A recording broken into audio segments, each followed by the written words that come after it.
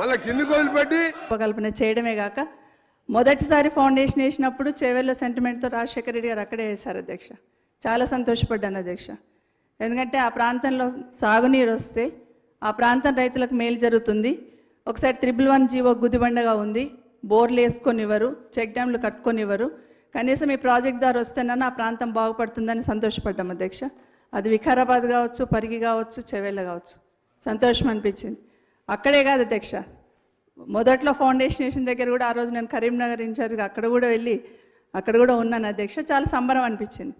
తర్వాత తెలంగాణ రాష్ట్రం సాధించిన తర్వాత ఆ ప్రాజెక్ట్లో టేలెంట్ ఉంది ఇవ్వలేమని అప్పుడున్న ప్రభుత్వం క్యాన్సిల్ చేస్తున్న సందర్భంలో మీరు, మీతో పాటు రామ్మోహన్ రెడ్డి గారు, రాజేంద్రనాథ్ ఎమ్మెల్యే గారు అందరం కూడా కలిసి ఆ రోజు ఆ టన్నల్ విజిట్ చేయడం, ఖచ్చితంగా నీళ్ళు ఇవ్వాలని అడిగాం అధ్యక్ష, ఖచ్చితంగా ఇవ్వాల్సిందని. ఆ రోజు పార్టీ సపోర్ట్ కూడా మనం అడిగినాం అధ్యక్ష. ఆ రోజు రామ్మోహన్ రెడ్డి గారు కూడా అసెంబ్లీలో చాలాసార్లు ఇక్కడ ప్రస్తావించినారు. గౌరవ ముఖ్యమంత్రి గారు ఆ రోజు ఇక్కడ కొడంగల్ శాసనసభ్యులుగా వారు కూడా ఇక్కడ ప్రస్తావించున్నారు.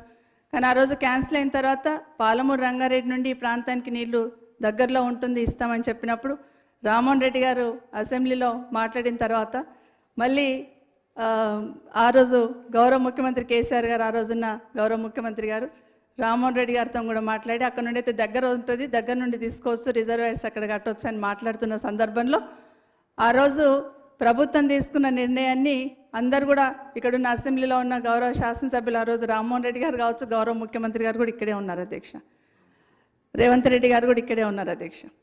తర్వాత నేను 2018లో అసెంబ్లీలోకి మొదటిసారి వచ్చినప్పుడు నా మొదటి స్పీచ్ కూడా అదే ఉంది అధ్యక్ష.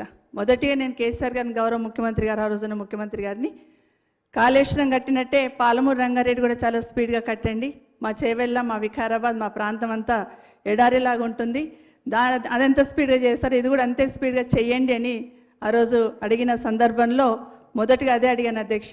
ఎందుకంటే చేవెళ్ళ నేను ఎక్కడున్నా ఏ ప్రాంతంలో ప్రాతినిధ్యం వహిస్తున్నా చేవెళ్ళ నియోజకవర్గాన్ని మా కుటుంబం మర్చిపోదు అధ్యక్ష. కాబట్టి ఆ రోజు మిమ్మల్ని చైర్మన్గా పెట్టుకొని ఆ రోజు కూడా మేము చేస్తున్న విషయాన్ని మీకు అందరు కూడా తెలుసు అధ్యక్ష.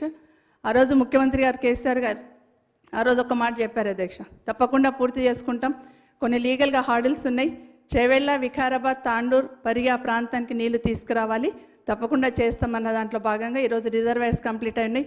గౌరవ ముఖ్యమంత్రి గారికి ఈ సభా వేదిక నుండి మీ ద్వారా విజ్ఞప్తి అధ్యక్ష, రిజర్వాయర్స్ కంప్లీట్ అయి ఉన్నాయి కాబట్టి వీలైనంత తొందరగా కాలువలు తవ్వి ఆ ప్రాంతానికి సాగునీరు అందించమని గౌరవ ముఖ్యమంత్రి గారికి విజ్ఞప్తి చేస్తున్నాను అధ్యక్ష. Thank you madam.